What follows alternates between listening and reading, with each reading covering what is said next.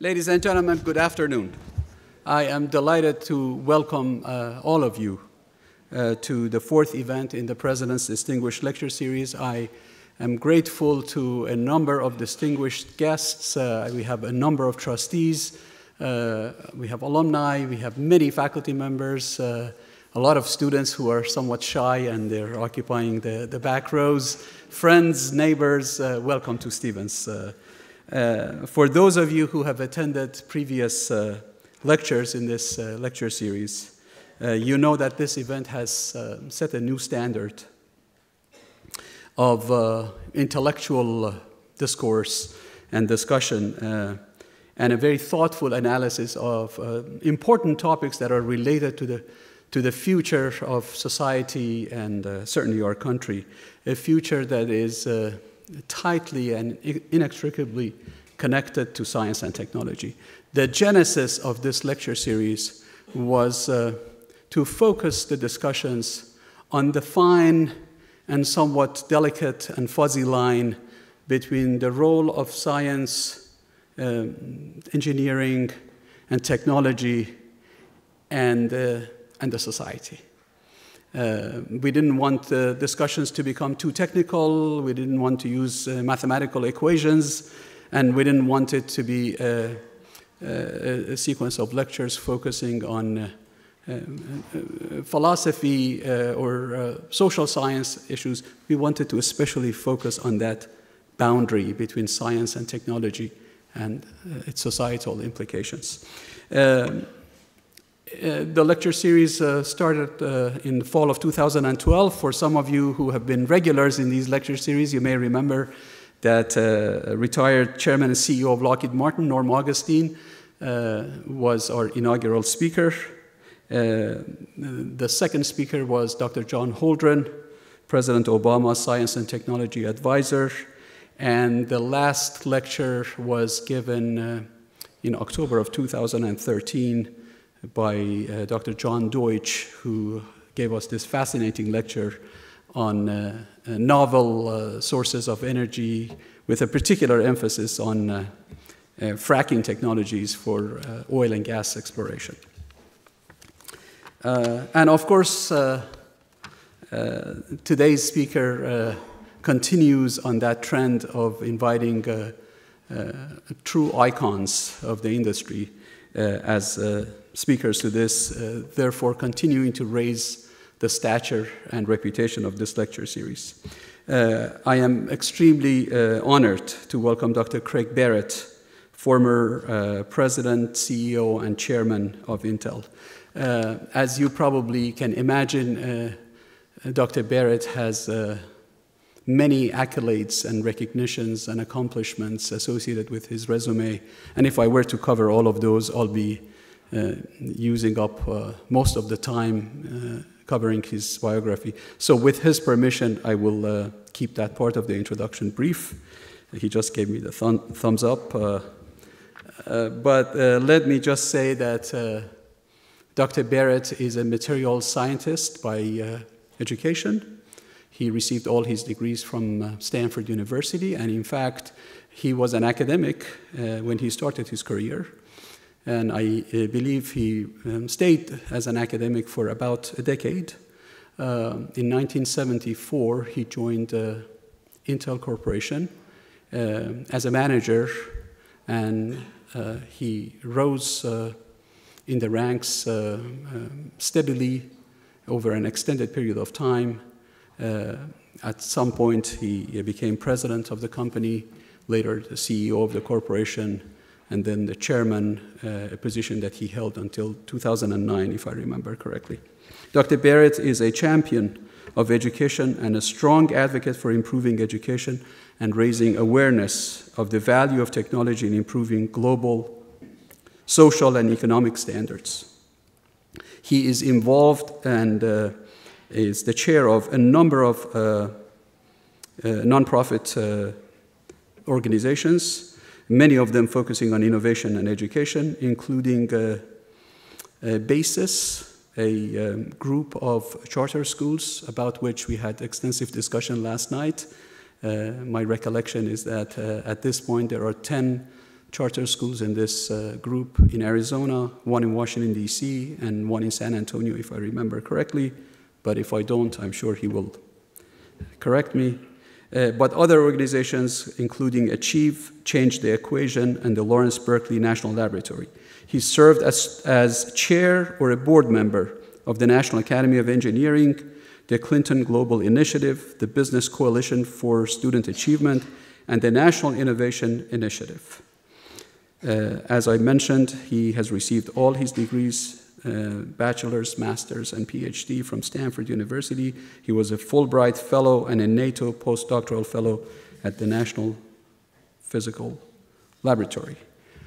Today's lecture by Dr. Barrett is entitled Economic Competitiveness in the 21st Century, and I ask you to please join me in giving him a big round of applause.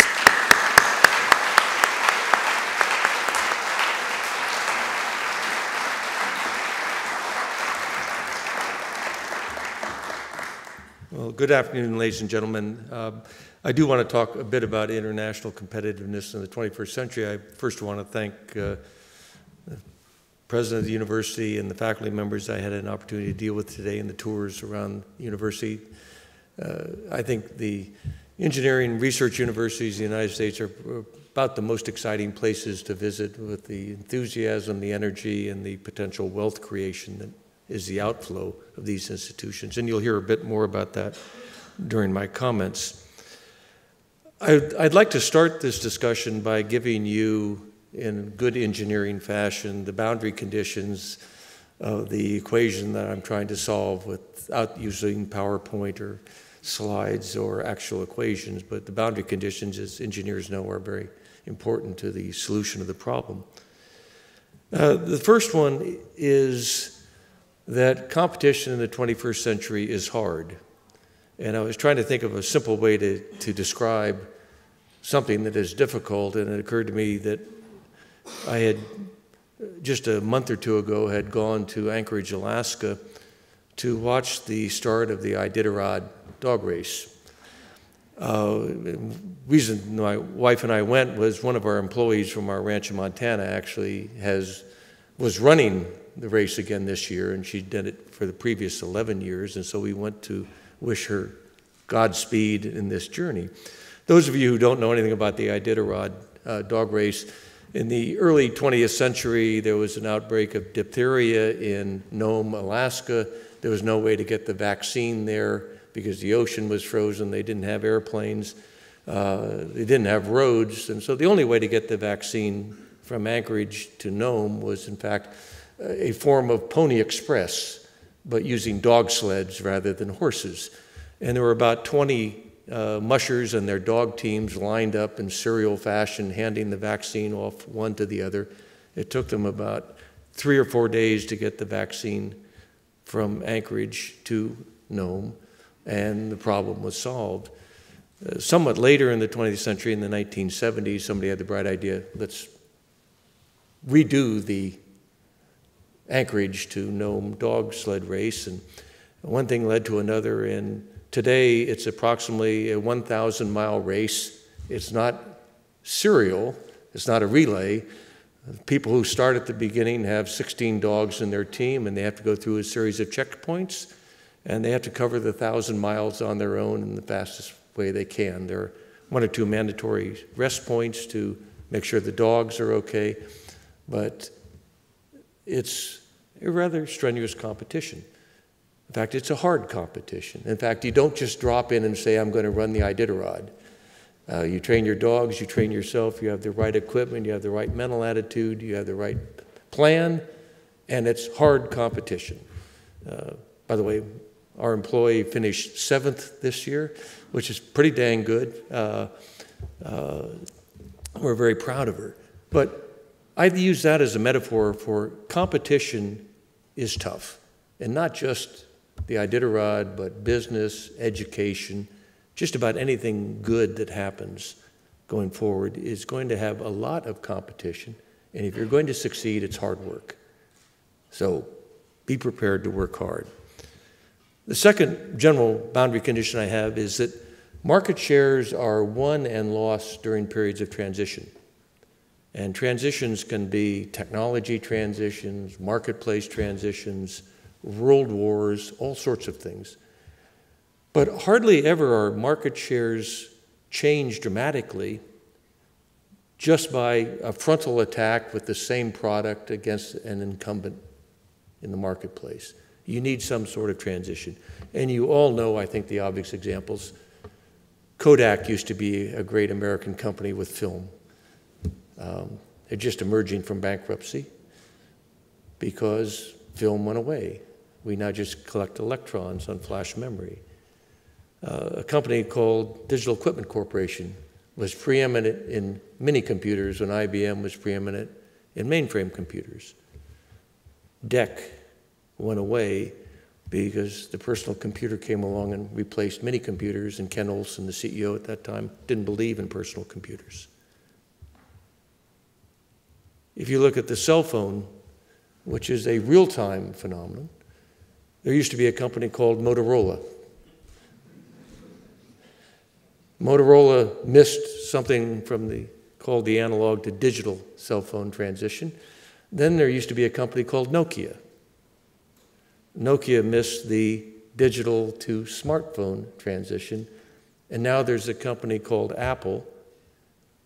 But you all recognize that Samsung sells way more cell phones than Apple does. So when I say, do you remember Motorola? Do you remember Nokia? Do you remember Apple?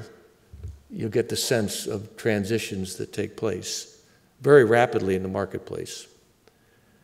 There was a transition also at the end of World War II when the United States emerged as the only really undisturbed first world nation, and the manufacturing base of the United States was left intact. In fact, it grew dramatically as a result of World War II. And that transition allowed the U.S. to become the superpower and really to have very little competition in the way of manufacturing for almost a 30 or 40-year period and gained tremendous market share around the world. That's changing to some degree now. And the reason it's changing is there's another transition that took place starting about 20 years ago, which was the end of the Cold War. And that brought Russia and Eastern Europe into the mainstream free economic system. About the same time, India decided against a socialist isolationist approach, joined the world's free economic system. China did exactly the same. If you read Tom Friedman's book, The World is Flat, you read Clyde Prestowitz's book, 3 Billion New Capitalists, you know the transition I'm talking about. And I think it's entirely appropriate to ask the question, with this transition of half of the world's population almost overnight joining the world's free economic system, who is going to lose market share, who's going to gain market share for the biggest economic transition the world's ever seen? And you're seeing some of that play out today. And that will be somewhat of the theme that I'd like to talk about. So that's the second point. Market shares are won and lost during periods of transition, and we're in a huge transition today. Third point is very simply that what's important today is how much value you add to whatever you do. That determines your wage rate, that determines your standard of living, and education usually determines how much value you add to whatever you do. So in fact, education is extremely important in the world if you want to have a stable middle class or you want to have a high standard of living. Fourth point is very simply that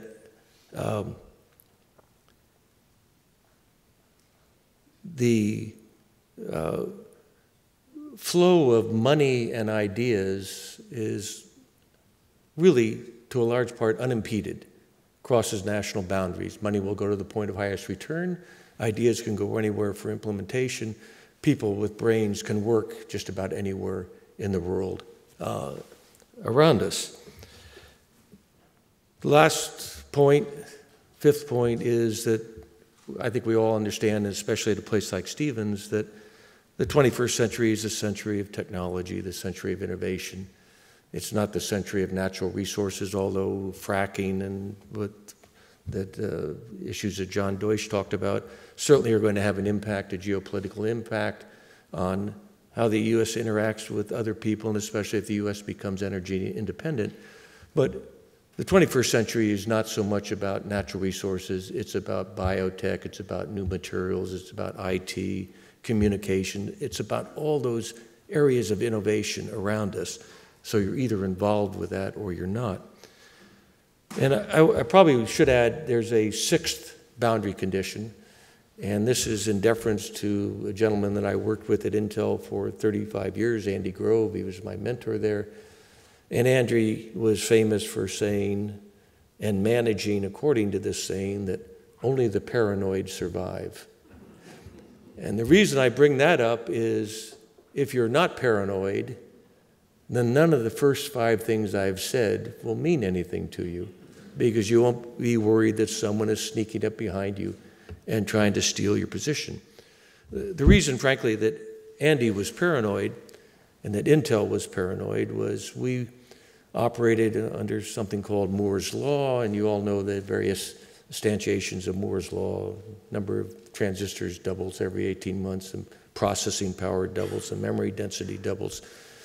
But there was another format of that law, and that was the company looked at itself every year in both January and December of that year. And in December, it asked itself the question, how much of the revenue in December comes from products that were not here in January?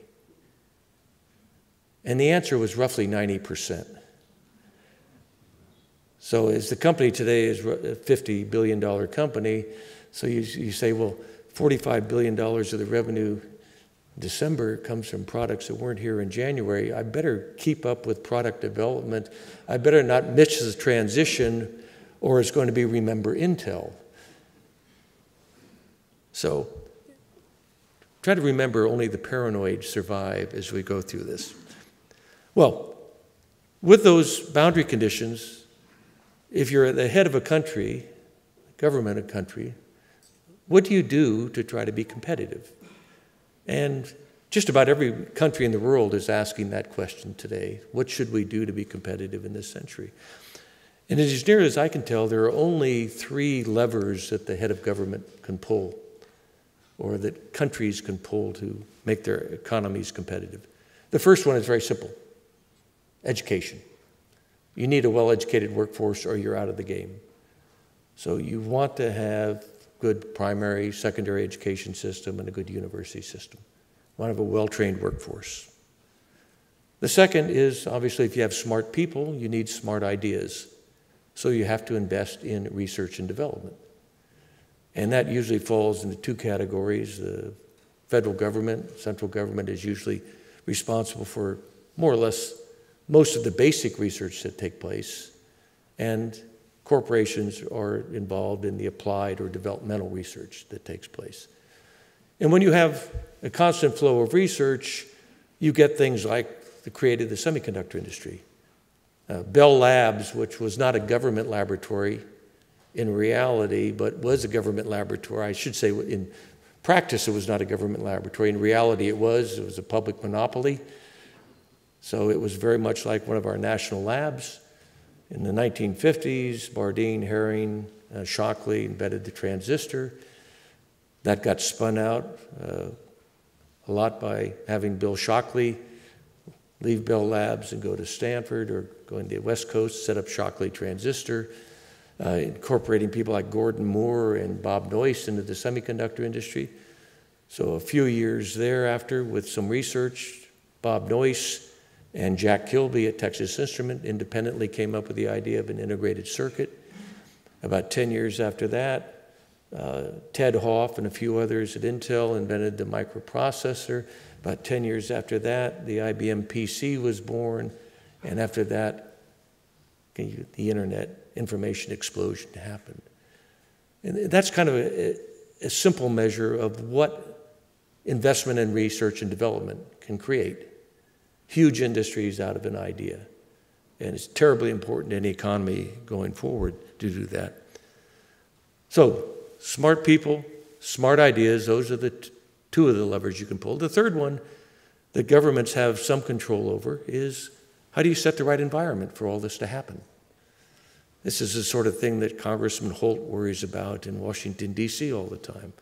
You know, what should we in Washington be doing to set the right environment for innovation in our country?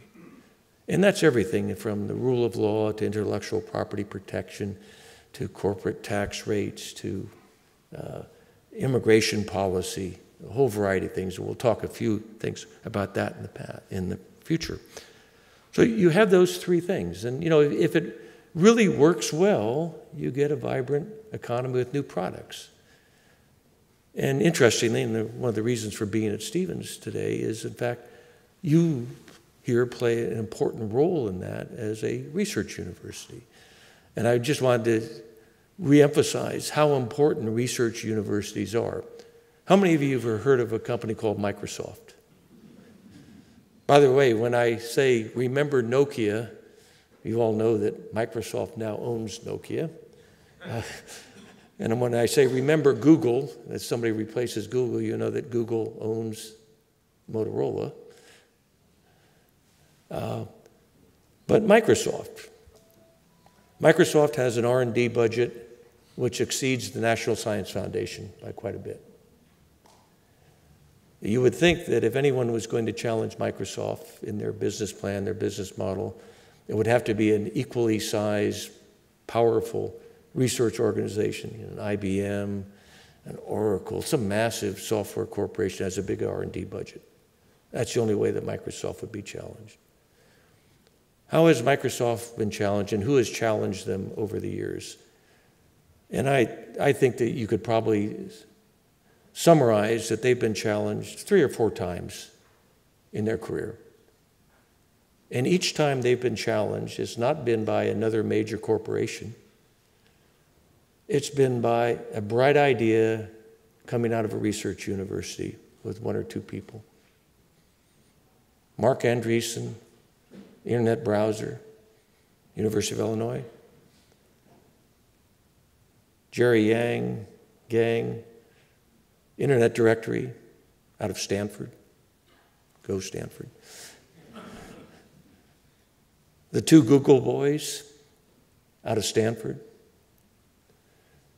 You could probably throw Linus Torvald in this and his open source software stuff, but individual idea, pushing forward. So here you have the corporation in the United States, probably the biggest R&D budget of any corporation, not being challenged by equivalently large corporations, but being challenged by individual ideas out of research universities. So the browser, the directory, the search engine, open source software, those are the challenges. And if you wanted to, you might throw Facebook in there or a few other things. But that's the power of a research university, and that's why basic R&D is so important, because it spawns and creates those ideas. So what does this mean that's happening in the rest of the world then? If it's obvious and visible here in the United States, other countries must see this as well. So what is most of the world doing today with regard to their universities? They recognize the U.S. research university is a national treasure. It is the fundamental building block, economic strength of this country. So everybody's trying to copy it. You cannot go to a Chinese university and not find 6 collateral relationships with the U.S. universities, transferring research agendas, curriculum, researchers there. The Russians just paid several $100 million to MIT for the MIT intellectual property, not of any scientific intellectual property, but the intellectual property of how to run a major research university. That's the Skolkovo project, just outside of Moscow. You can't go to the Middle East country, the oil-rich countries, and not find a university which is modeled after our research university. So everybody's copying that competition with us. What else are they doing? They recognize that having an R&D budget, national R&D budget, the larger the better if you want to be successful. And there's empirical evidence that if you plot the national economic health of countries as a fraction or as plotted versus the percent of your gross national product that you invest in R&D, it's a pretty good linear correlation. In countries like Israel and Finland, small countries, but compete very effectively on the basis of a high percentage of their GNP goes into R&D. So you have education, you have R&D, and then you have incubators everywhere. You have people trying to replicate venture capital or to replicate Silicon Valley everywhere. Chileans with their startup Chile program. If you have a business plan, twice a year the Chileans solicit business plans. If you're selected, here's your $50,000 check. Come to Santiago and create your business. The reason for doing it that way rather than a spin-off from the universities is they don't have the research universities that the U.S. has. They're soliciting ideas from other universities, other smart people. And then I'm familiar with Finland because my wife was an ambassador to Finland for a while, and I got to trot around that country a bit. One of my favorite startup activities is startup sauna. And yes, there's this big hangar, and there's all these startups in it, but right in the center is a sauna that you can go in and contemplate your idea and how to progress and move forward with it. So there's a lot of creative approaches. So what does all this mean here in the United States in the 21st century? You know, the 21st century, we just look at the numbers. By far the biggest gross national product. By far the biggest investor in absolute dollars in R&D.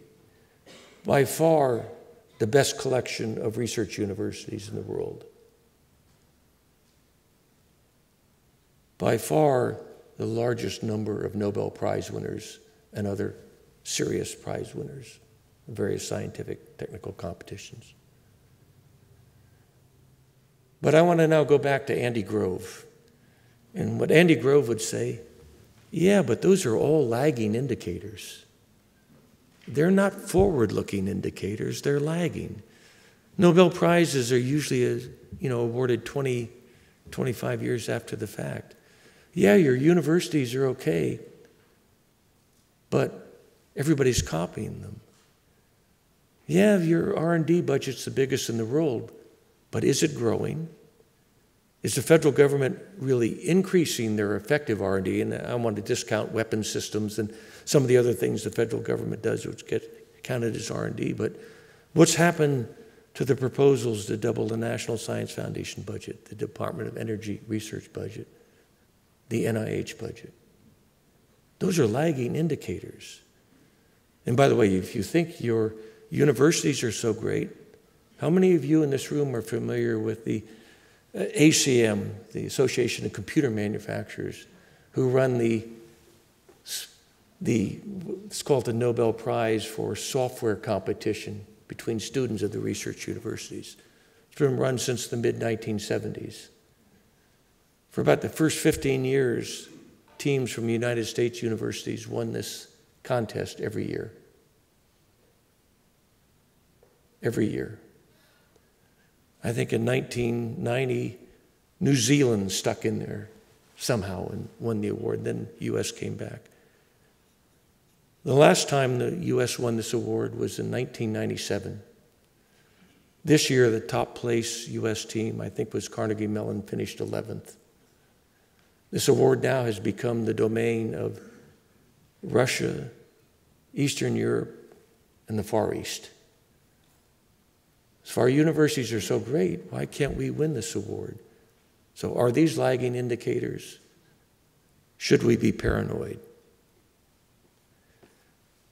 There are lots of other indicators you can look at. You can look at K-12 education. I'll talk a little bit about that. We're mediocre at best in the OECD countries in that area.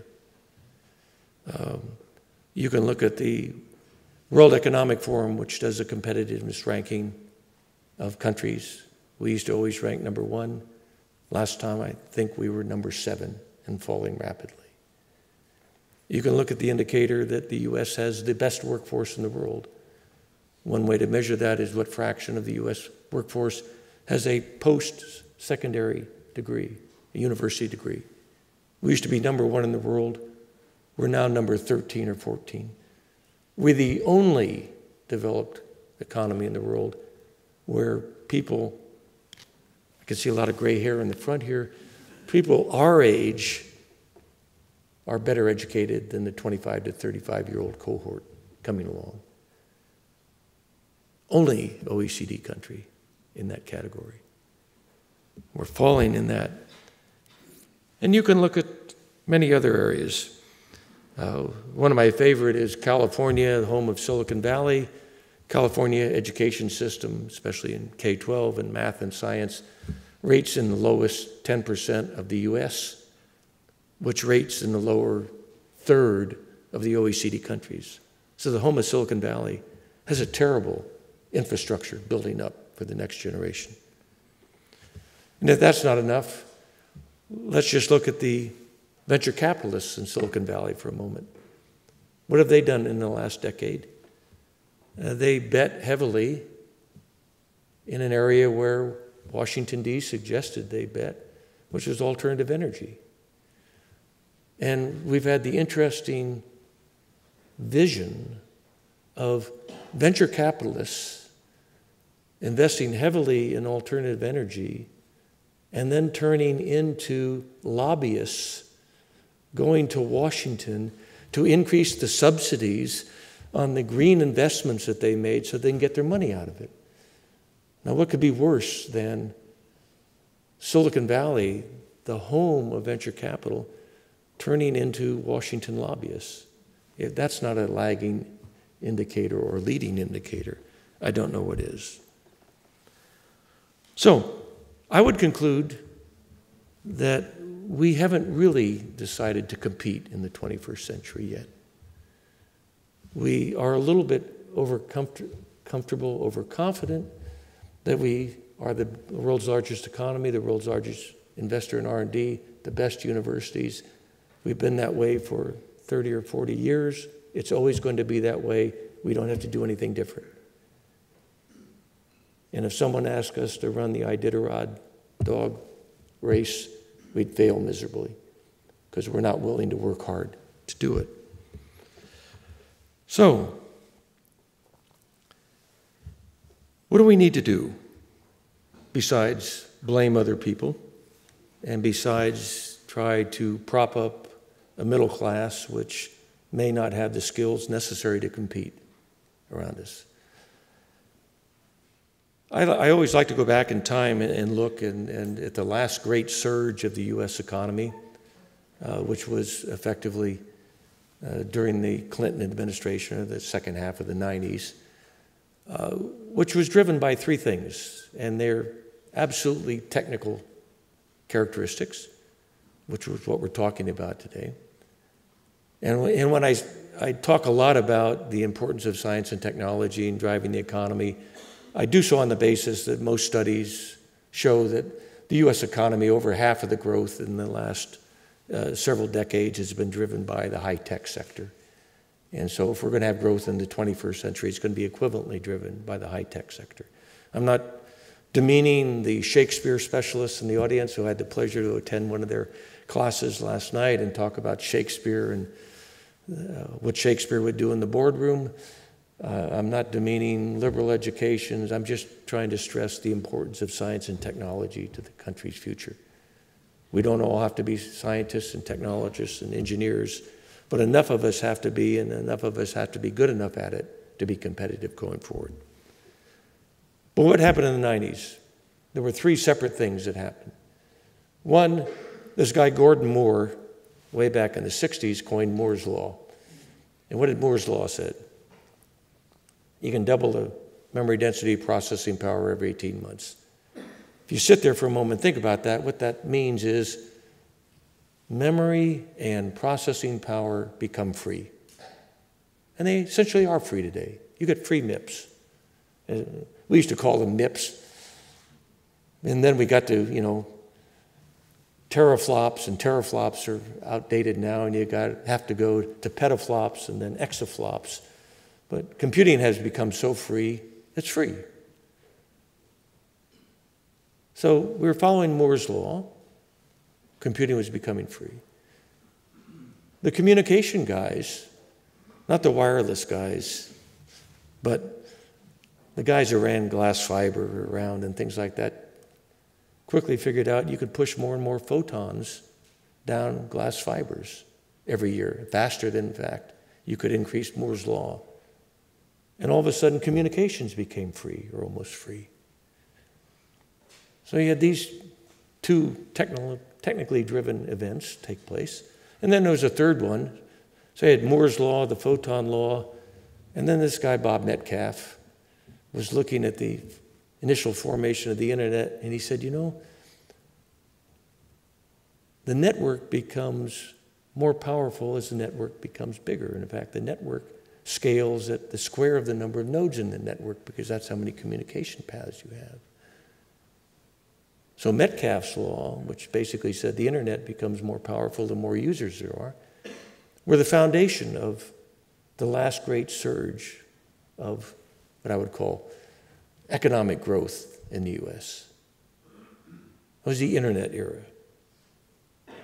And it was driven not by just using what you had yesterday. It was driven by Moore's law, kept to be valid. The photon law was valid, and we built out to over 1 billion users of the internet. And a ton of technical work took place to make that happen. A ton of investment took place to make that happen. It was forward-looking, but everybody believed in the technology, and we pushed it. Now, what's it take to make that happen again? My contention is no single company is going to do that.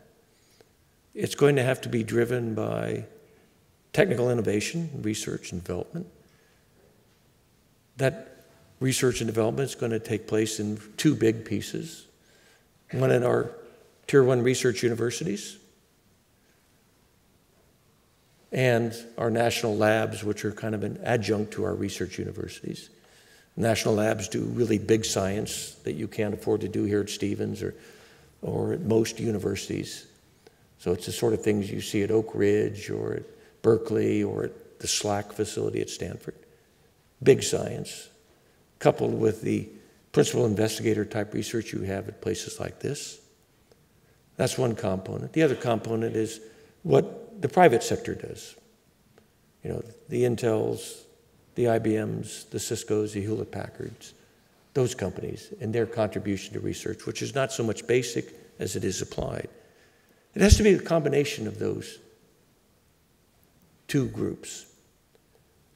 Now, this is what was in the works back in the early 2000s when the government asked the national academies to do a study on competitiveness in the U.S. And I'm sure that Norm Augustine, when he was here, talked about it because Norm was chair of the Rising Above the Gathering Storm report.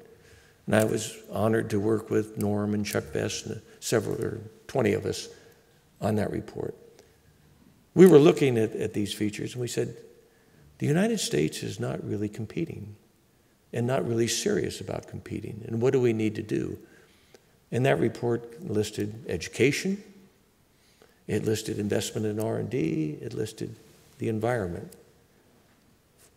an environment which incentivized investment.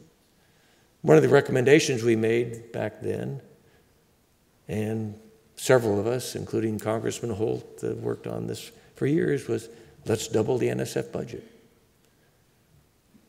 Let's double the DOE basic research budget. Let's continue to grow the NIH budget. You know, and I wish we had been successful with that report in 2005. Many of you have seen the follow-on report, which was Rising Above the Gathering Storm 2, or affectionately referred to rapidly approaching a Category 5. Basically said by 2010 we were farther behind than we were in 2005 when the report was written.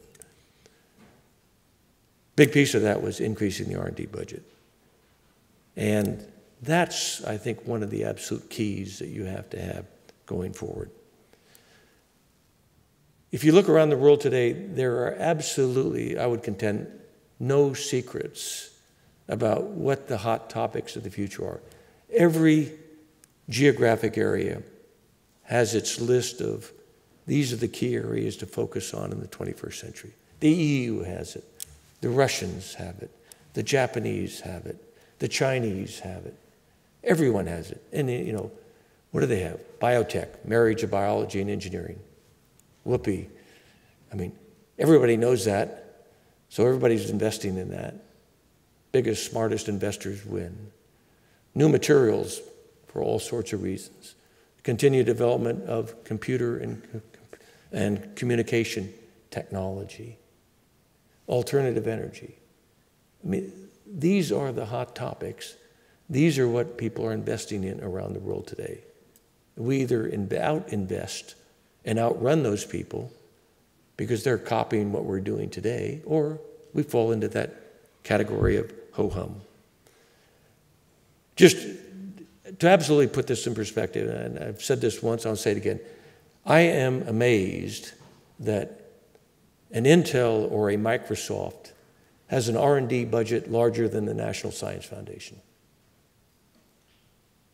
I am amazed that the sum of Intel and Microsoft's R&D budgets are greater than the sum of the top 10 research universities in the United States.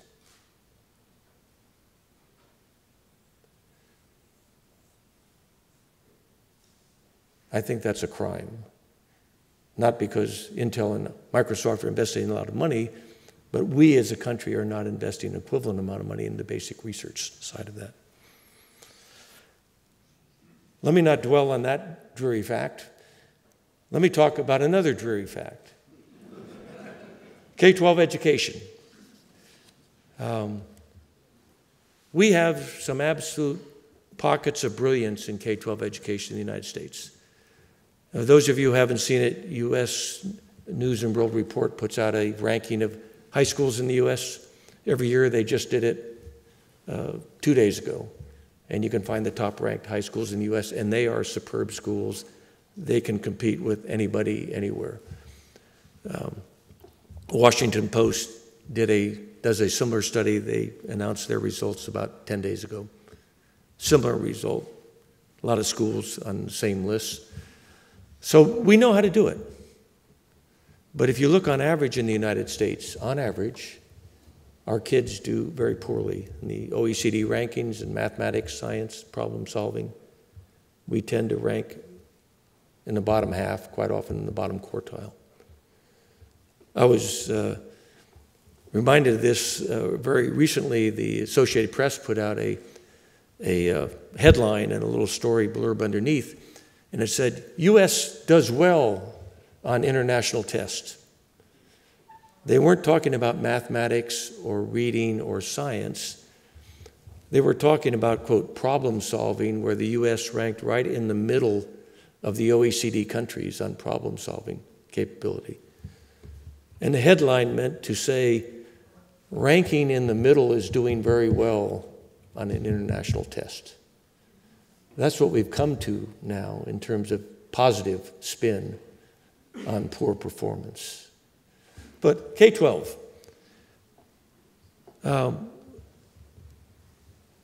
let me just briefly recite for you the major studies on K-12 education of which I'm familiar. Pursuit of Excellence, published in 1958, right after Sputnik went up. A Nation at Risk, published in 1983. You remember a comment by, I think, Frank Harvey in that document which said, if another country imposed upon us the mediocre K-12 education system we have, we might well consider it an act of war. He was trying to get Washington's attention with his verbiage. In 1992, the governors met at the National Governors Association and said, yes, we have a problem. By the year 2000, our kids will be #1 in math and science in the world. 1999, John Glenn chaired Before It's Too Late, another commission, which concluded it is almost too late. We haven't made any progress. In 2005, the Rising Above the Gathering Storm 1 came out, which said it's getting worse. 2008, there was two things happened. There was a 25-year update to A Nation at Risk, which concluded nothing had happened, not because we didn't know what to do, but because of political impediments. Also in 2008, the governors met again and said in 1992, we were only kidding. Now by 2020, we'll be number one. 2011, President Obama said by 2020, we'll be number one. 2013, the Council on Foreign Relations, hardly a committee or group of people who would you think would be involved in education reform or concerned about K-12 education, basically said K-12 education is the biggest threat to our society that we can see.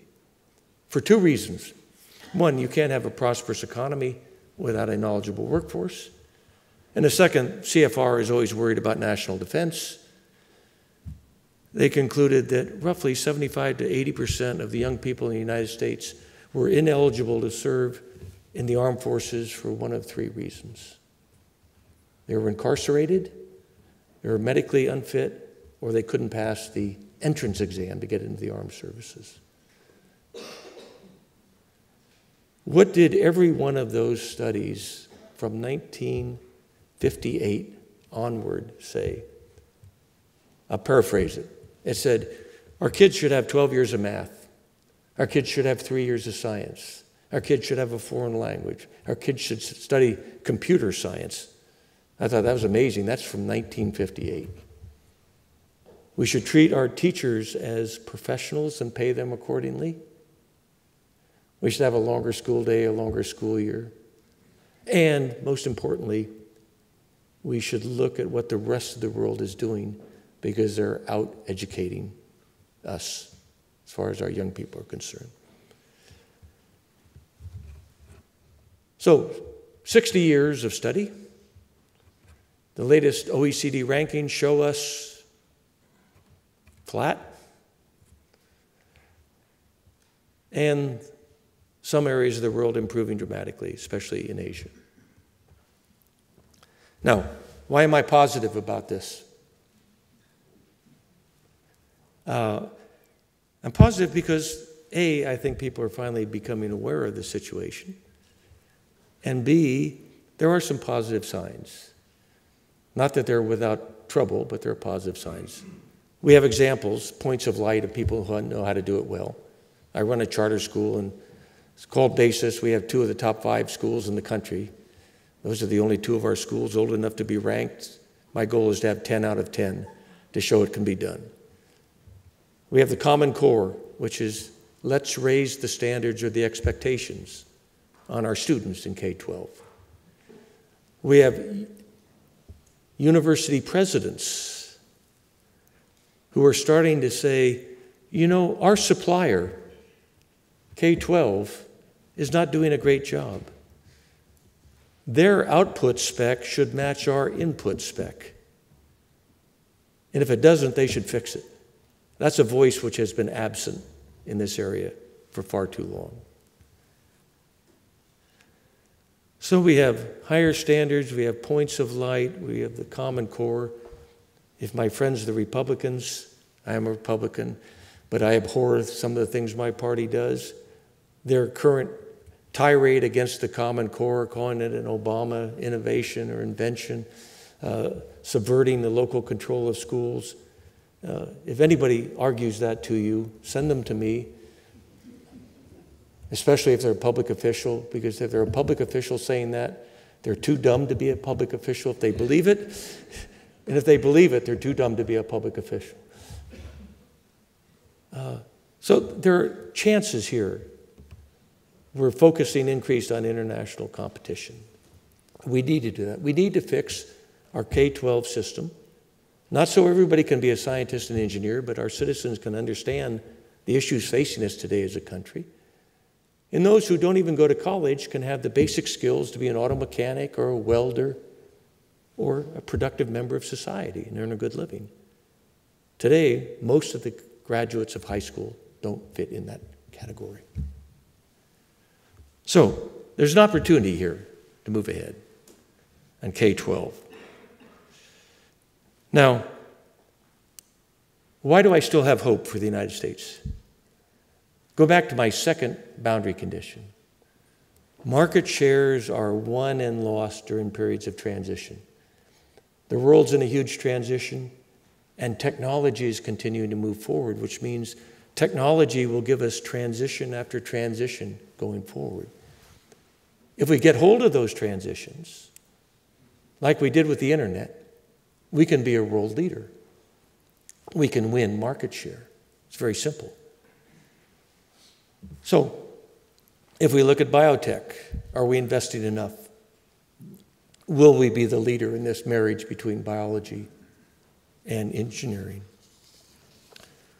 If we look at the marriage of communications and computing, if we look at just having, besides just having silicon chips with computing functions on them, we have silicon photonics combined with the compute capability. Can we continue to extend Moore's law for another 50 years using that capability? And that marriage of silicon photonics and silicon computing is happening as we speak today. Can we grab the simulation capability that is rapidly replacing experimentation in the world today? As we get more and more supercomputers and you can do more and more materials synthesis, biological analysis, medical analysis, from a simulation standpoint, will we do that? Then I ask you rhetorically, do we have the biggest supercomputer in the world in the United States? Congressman, do we? No, Chinese do. Now, just at Oak Ridge, they have a 18 or 20 petaflop machine. It's a pretty damn big computer. But we are not on track to be the leader in that space. Others are. Are we on track to take advantage of the next generation light source? The X-ray free electron laser. There's a small one of these at Berkeley. SLAC at Stanford's got a contract with the DOE to build a big one. A multi-megahertz pulse soft X-ray light source that you can image molecules and watch chemical reactions as they take place. Will we take advantage of that? Will we actually build it? Will the DOE continue to fund it? Will we be a world leader? By the way, even if we build it and fund it, I don't think we'll be a world leader because there are 3 equivalent facilities being built around the world today in that space. So are we serious about competing? I want to conclude by saying the Rising Above the Gathering Storm, published in 2005, I thought was a wake-up call to the country. It didn't say anything new. It didn't say anything that hadn't been said many times before, but it put it all in one place from an unbiased entity, the National Academies, the National Academy of Science, National Academy of Engineering, and the Institute of Medicine. Fulfilled the National Academy's charter as set out by President Lincoln to advise the government on critical issues in this area. It called for a number of things to happen. 1 or 2 of them happened, but most of them haven't been touched. So I want to encourage all of you, before you vote this fall, get your copy of that 2005 document or the 2010 document. Read it and say, this is what we need to do going forward. This is what the country needs to do if it wants to catch the next transition, to grow its market share and not continue to lose market share. And if that is too big an ask for you, then I'll refer you back to Andy Grove. Just be paranoid. Thank you.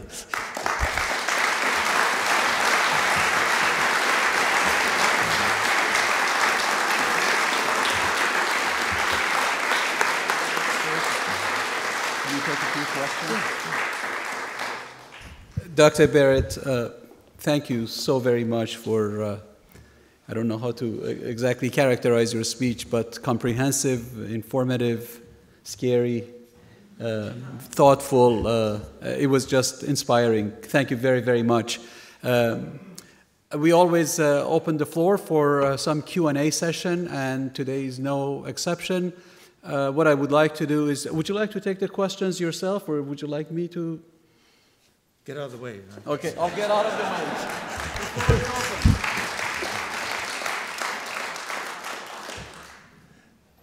Yes. I'll begin with a phrase you used, putting it all in one place. You did a masterful job of putting almost everything in one place in your talk. I didn't pick up on one thing, which leads to my question.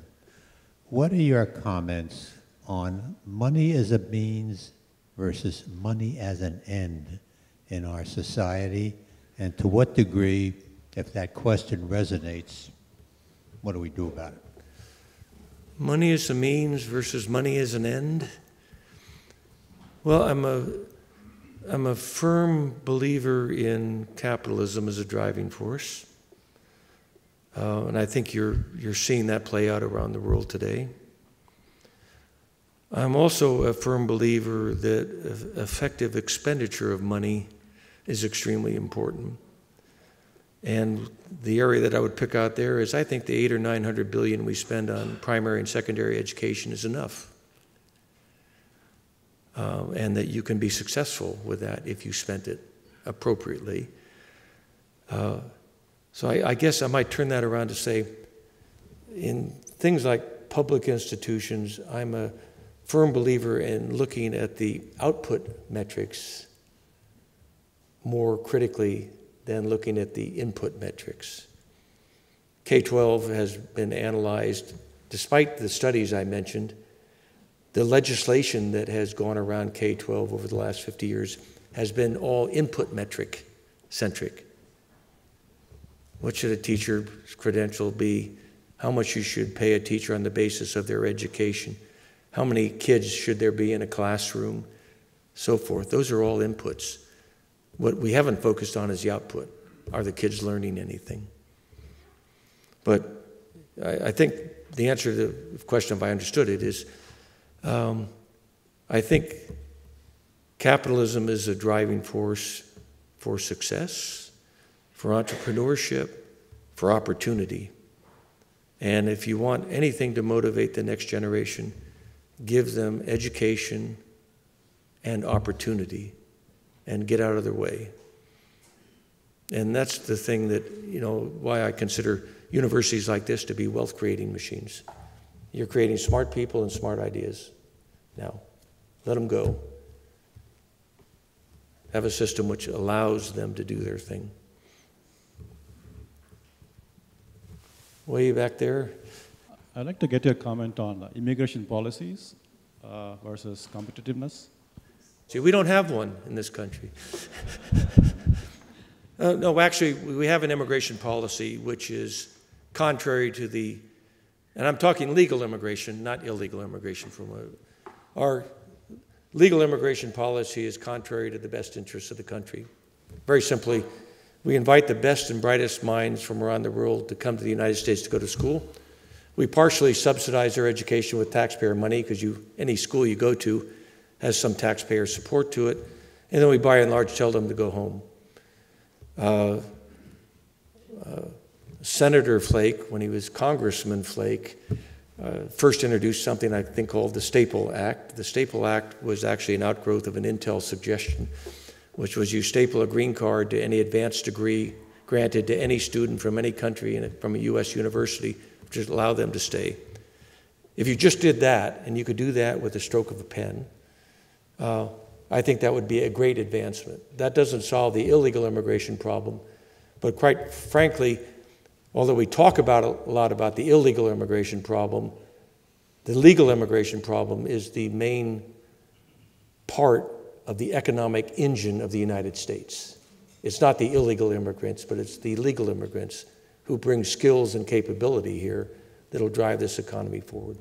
So I would decouple this, and Congressman Holt and others have heard me say this for years. I decouple legal immigration and illegal immigration, solve the legal immigration problem with the stroke of a pen, and then figure out how to have a compassionate solution for the illegal people in the country. And I'm probably much more on the Jeb Bush side of the Republican Party position than some of the far right-wingers in my party there. But like many issues in the U.S., the ideologic components of both sides will hold the final solution hostage until they get their solution. So you won't solve legal immigration until you solve illegal immigration, and therefore we're in a standoff. And we don't have a policy. We have lunacy. It's the nicest thing I could say about it. Yes? So despite the importance of the problem of basic funding research, it seems quite unlikely that the federal government raises the funding for basic research in any foreseeable time in the future. Do you have any alternative way to facilitate this or allocate some fund? For example, we know that private corporations are now sitting on a lot of cash, and could we envision a kind of like a consortium of these private companies to somehow in a more formal way have something similar to NSF of the world to fund basic research in research universities?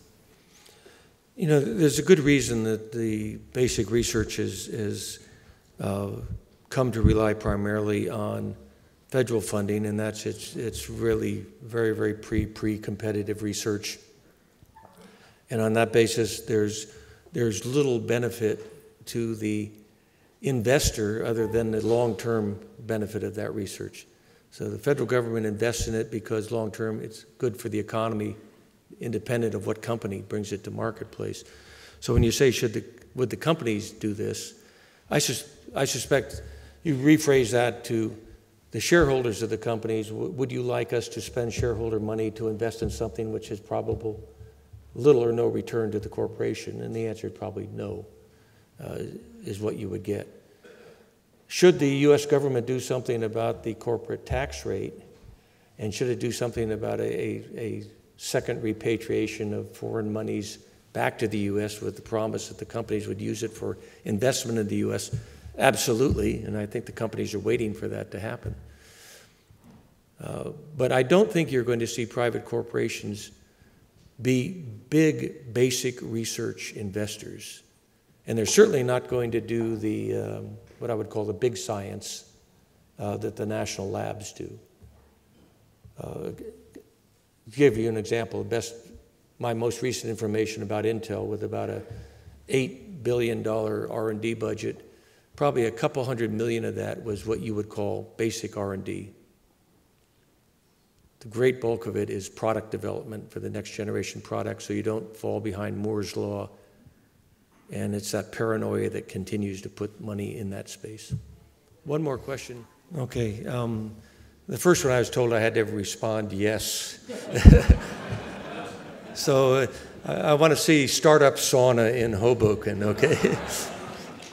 No, the whole issue of entrepreneurship, the whole issue of associated with good, solid research universities are spitting out smart people and smart ideas, and having the local ability to take those ideas in the marketplace, I think, is key. Whatever you can do to make that more efficient, more effective here, and working with Stevens and others, I think is a good idea. Frankly, the best examples I see of academic performance in charter schools has not been those charter schools which are closely associated with public schools. It's been when you have freed up the charter school, in fact, to do their own thing from scratch and do it.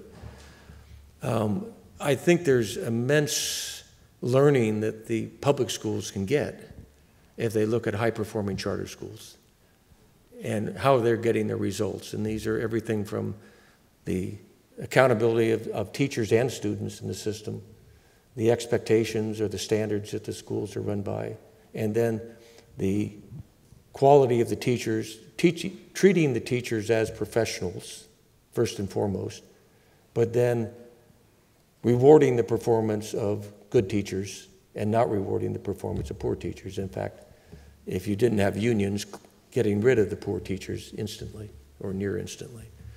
those are things when you start to mix the public and private sectors, you start to make those much more difficult to happen. So, very personal standpoint, I would basically look at the high-performing charter schools and get the U.S. News World Report out. They have the top charter schools in the U.S. Look and see what they're doing. And then if I would do anything, I'd go to my public schools and say, why aren't you getting the same results? Look what these guys are doing. This is how they're doing it. You know, unlike Norm Augustine, who was here last night, who kept saying he was always right because he was a rocket scientist at Lockheed Martin. It's not rocket science what to do in public education. The three fundamentals are so basic and so fundamental that they can be changed, but the constituents in place and the bureaucracy is what gets in the way of changing. So you have to kind of look at it with unfiltered glasses and say, hey, this is what needs to change now. Why aren't you changing? Why aren't you doing this? Dr. Barrett. I think this is all. Before the event, we had asked people to submit questions online, and I have 2 pages worth of questions. You've covered almost all of them, either through your speech or through the questions that were asked. There is one question that I'd like to use my executive prerogative to ask you, and this will be the last one. Are you going to give me the answer in advance? No. This is an authentic question. A lot of people in this country believe that we have become, and we continue to become more of a knowledge-based economy. And they argue that, in fact, for us to maintain our economic competitiveness, we need to solely focus on that. And they use this argument to argue that, in fact, outsourcing manufacturing might be all right. I'd like to hear your thoughts on manufacturing. Well, let's just review the deck for a minute. The middle class in the United States was built on effectively a manufacturing economy. And it had the benefit, as I mentioned, of World War II destroying all the other manufacturing economies around the world, and we had the benefit of that monopoly. It is still possible to have great manufacturing capability in the U.S. if the following happens. If the government decides that they want to put policies in place to incentivize the investment. The example I used to work for Intel. We did calculations of the net present value of our factories in the United States and then in a country with identical wage rates as the United States, but a low corporate tax rate. The calculation showed that the net present value difference was over $1 billion. Put yourself in the position of a CEO going to your shareholders and saying, I'm a patriot. I'm going to put this plant in the United States because I'm patriotic, and it's going to cost you, the shareholders, $1 billion. You will not find many CEOs who will take that position for the obvious reasons. They have a fiduciary responsibility. So you need to have government policies to promote that, and a low tax rate is the biggest thing the government can do. You also then need to have an education system which prepares people to take advantage of those manufacturing jobs. Those manufacturing jobs are not screwing lug nuts on cars. They're monitoring robots. They're doing precision welding. Those of you who looked at the Wall Street Journal 2 days ago, I think they were talking about the shortage of welders in South Dakota associated with the fracking and the gas and oil industry. Welders making $150,000 to $200,000 a year. There's a great role here for not just STEM education, but for what we used to call vocational education. Now the nomenclature is continuing technical education. But for those people who have not the interest or desire to go to university, to be able to get the right academics, but also the right skills to be successful in the manufacturing world. I think there's, I had the honor of working at Intel when we took on the Japanese manufacturing machine in the semiconductor industry. And the greatest thrill in my life was when I stopped going to Japan to see what they were doing right, is when we had a constant flux of Japanese executives coming to Intel to see what we were doing right. That was very rewarding, by the way. You can have a manufacturing base in the United States. What you don't want to do is to get in competition to lure the low-paying, unskilled or semi-skilled manufacturing jobs back to the United States because you're a third world country. Thank you. Thank you very much. Don't go away. Don't go away.